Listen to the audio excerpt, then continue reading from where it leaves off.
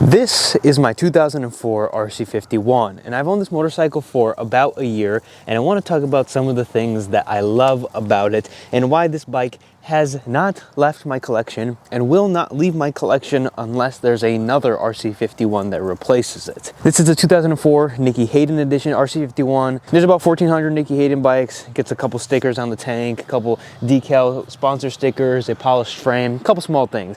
But more importantly, this is an SP2, which came out in 2002. 2000 and 2001 bikes were known as SP1s. In the US, we got this colorway and this colorway only for the early years, and then we got black and white. But this, in my opinion, is the best US colorway and one of the best RC51 colorways out there. In today's video, I'm going to give you 5 things that I love about the bike and a little bit of a 1-year ownership experience. I haven't rode the bike too much, but when I first rode an RC51, I instantly fell in love with how they rode, sounded, felt, and just everything about the bike. But the very first thing that I want to talk about is the story. The first thing that led me to my search of an RC51 is the story behind the bikes. It is an awesome story filled with winning and Honda history and engineering and everything that we love about sport bikes. The RC51 was a continuation of the RC30. The RC30 was a V4, the RC45 was a V4, but Ducati was racing 1000 cc's against 750 because they were racing twins.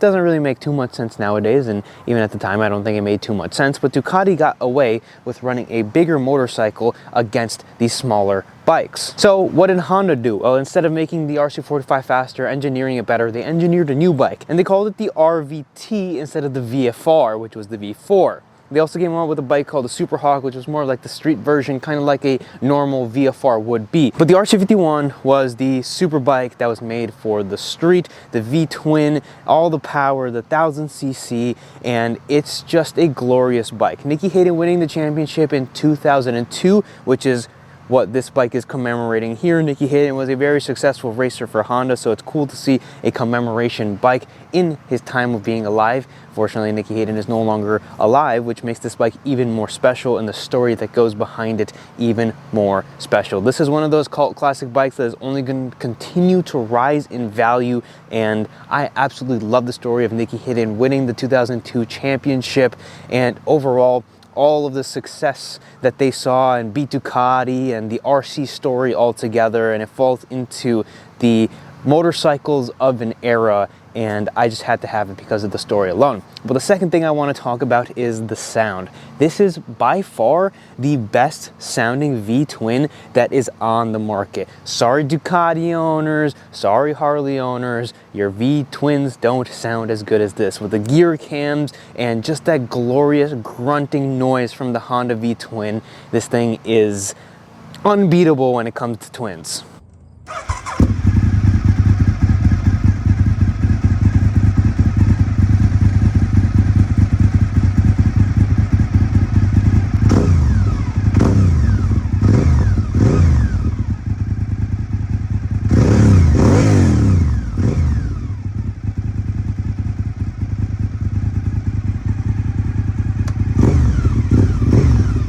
When I rode the bike for the first time, I rode my buddy Memphis's bike. I was already searching for an RC51, and at this time we hadn't talked too much motorcycles, and well, now of course we do a motorcycle podcast together, but I know Memphis for many years, and one day he brought his motorcycle over. I took it for a ride, and just the sound alone sold me on the bike. I had already been looking for one, but I immediately just kept searching harder and harder and harder and harder, and it was just such a unique experience from anything that was offered from any other motorcycle. Which brings me into point number 3, the uniqueness of these bikes. They're V-twin 1000 cc sport bikes. When you ride it around, everyone's expecting this inline 4 sound, and you don't get it from the bike.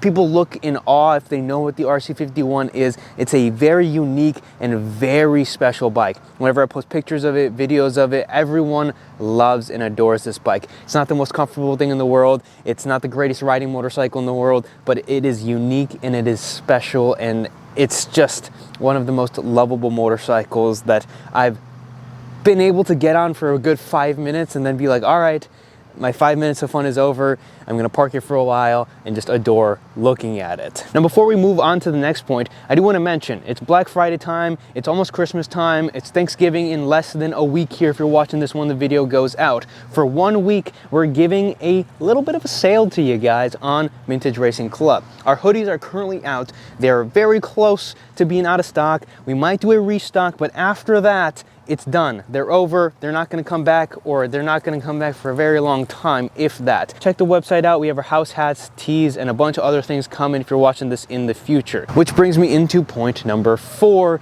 is the looks of the bike. Nowadays, a lot of these motorcycles have a very similar look and similar shape to them, but the 90s, the 80s, the early 2000s, motorcycles stood out. They looked different from one another, and if you saw one from 20 feet away, you could automatically recognize that's an RC51, or hey, that's a ZX7R. Nowadays, a lot of the bikes, other than color scheme, look the same, and you can't really recognize them, but this is unmistakably an RC51, and I think it looks amazing as well. This motorcycle's aged very gracefully. This is a 2004.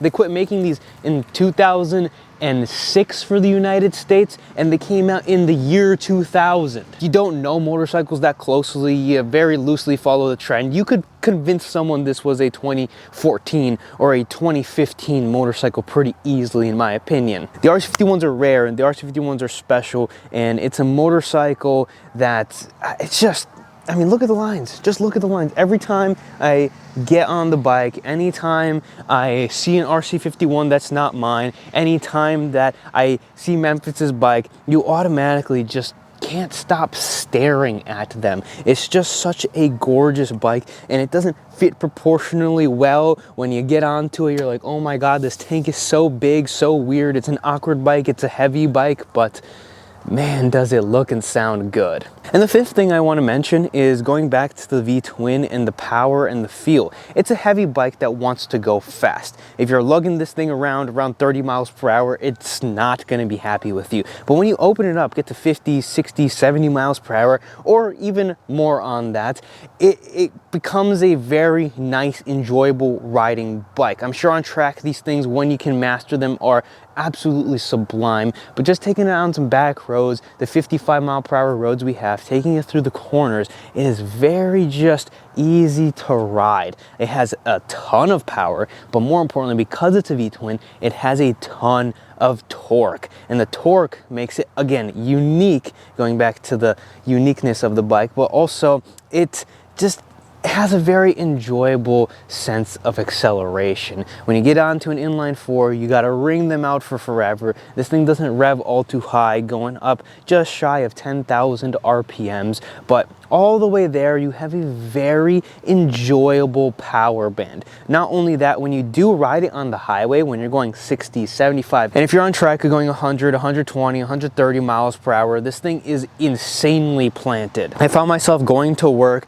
looking down at my speedometer, and not believing the speeds I was cruising at. I thought I was going maybe 10 under the speed limit, and you're going 10 over the speed limit. These bikes have a warping sensation of speed, and it's just an enjoyable bike to ride. If you're really on it, 30 minutes is a good time to be on the bike. After that, it gets a little uncomfortable because, again, this is a super bike. It's a sport bike. It's not meant to conform to street riding. This is still the era of bike that is uncomfortable, raw, and analog. Motorcycles of this time make you want to get off of them, but that makes them so good. When we flash back to what Ducati was doing, Ducati was out with the 916, which was also a torture trap to ride for longer than 10 or 15 or 20 minutes.